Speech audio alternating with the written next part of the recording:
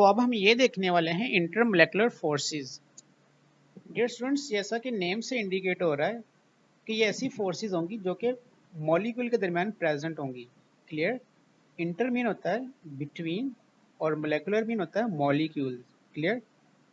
कि ऐसी forces of attraction जो कि मॉलिक्यूल के दरमियान प्रेजेंट होती हैं, इन फोर्सेस ऑफ अट्रैक्शन को हम नाम देते हैं इंटरमोलेकुलर फोर्सेस का। Clear? As discussed earlier, the forces that hold atoms in a compound are called chemical bonds. अब बच्चों इसको तो हम ऑलरेडी डिस्कस कर चुके हैं कि किसी भी कंपाउंड में एटम्स को जो होल्ड करके रखती है ना, फोर्सेस एटम को जो कंबाइन करके रखती हैं, इन फोर्सेस को हमने नाम दिया था बॉन्ड का। और आपको मैंने वहां पर बताया था ये स्ट्रॉन्ग फोर्सेस होती हैं। Clear?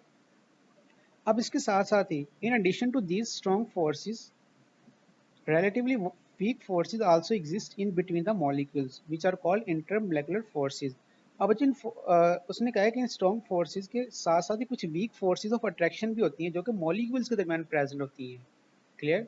In forces of attraction को हम नाम देते हैं इंटरमोलेकुलर फोर्सेस। क्लियर? तो याद रखिए कि जो बॉन्ड होता है ना वो एटम्स के दरमियान होता है। क्लियर? बॉन्ड किसके दरमियान होता है? एटम के दरमियान। और इंटरमोलेकुलर फोर्सेस किसके दरमियान होगी? मॉलिक्यूल्स के दरमियान होगी। और एक और चीज़ याद रखिएगा, जो इंटरमोलेकुलर फोर्सेस हैं रिलेटिवली वीक फोर्सेस होती हैं as compared to chemical bond. Clear? The bonding and the intermolecular forces of hydrogen chloride are shown below. अब बच्चों ये एक हाइड्रोजन क्लोराइड के मॉलिक्यूल ने कुछ शो किए हुए हैं। उसने दिखाया हुआ एक हाइड्रोक्लोरिक एसिड का मॉलिक्यूल है और ये दूसरा हाइड्रोक्लोरिक एसिड का मॉलिक्यूल है। और हमने ये भी देखा था कि इन दोनों के दरमियान जो है ना कोवलेंट बॉन्ड पाया जाता है। क्लियर? जो कि म्यूचुअल शेयरिंग ऑफ इलेक्ट्रॉन से बनता है। और ये हाइड्रोक्लोरिक एसिड और दूसरा हाइड्रोक्लोरिक एसिड दूसरे मॉलिक्यूल, इन दोनों मॉलिक्यूल के दरमियान भी कुछ फोर्सेस ऑफ अट्रैक्शन होंगी।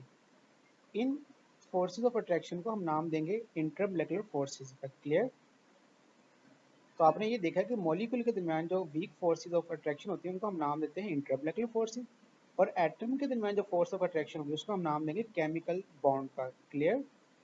कि मॉलिक्यूल में एटम के दरमियान जो फोर्स ऑफ अट्रैक्शन होगी उन एटम के दरमियान फोर्स ऑफ अट्रैक्शन को हम नाम देंगे केमिकल बॉन्ड का। और मॉलिक्यूल के दरमियान जो फोर्सेस ऑफ अट्रैक्शन होंगी इन फोर्सेस ऑफ अट्रैक्शन को हम नाम देंगे इंटरमोलेकुलर फोर्सेस का। अब बच्चों जो इसने शो किया हुआ है, जो डॉट से ब्लू डॉट से शो किए हुए हैं इंटरमोलेकुलर फोर्सेस को, और ये रेड लाइन से शो किया हुआ है केमिकल बॉन्ड को। It requires about 17 kilojoule energy to break these intermolecular forces between 1 mole of liquid hydrogen chloride molecules to convert it into gas. अब उसने कहा कि अगर 1 mole of hydrogen chloride liquid state में हो और उसको आपने कन्वर्ट करना है गैस में, तो आपको 17 किलो जूल एनर्जी रिक्वायर होगी इन फोर्सेस ऑफ अट्रैक्शन को ब्रेक करने के लिए, किन्हें? इंटरमोलेकुलर फोर्सेस को। Clear? Whereas about 430 kilojoule energy required to break the chemical bond between hydrogen and chlorine atoms in 1 mole of hydrogen chloride. अगर 1 mole of hydrogen chloride हो तो इनके जो एटम्स होंगे हाइड्रोजन और क्लोरीन के दरमियान जो फोर्स होगी, जो केमिकल बॉन्ड होगा, उस बॉन्ड को ब्रेक करने के लिए आपको 430 किलो जूल एनर्जी रिक्वायर होगी। तो बच्चों अभी हमने ये देखा कि जो इंटरमोलेकुलर फोर्सेस हैं वो वीक फोर्सेस हैं और जो केमिकल बॉन्ड है वो एक स्ट्रॉन्ग फोर्सेस होती हैं। क्लियर? अब बच्चों ये वाली जो इंटरमोलेकुलर फोर्सेस, अब इसकी डिफरेंट टाइप्स हैं। Dipole dipole forces, ion dipole forces, dipole induced dipole forces, instantaneous dipole induced dipole forces. Clear? Hydrogen bonding. तो बच्चों इन जितनी भी इंटरमोलेकुलर फोर्सेस हैं इन सारों को कलेक्टिवली वान डेर वाल फोर्सेस का नाम देते हैं। क्या नाम देते हैं? वान डेर वाल फोर्सेस। और इनको हम नेक्स्ट वीडियोस में डिस्कस करेंगे।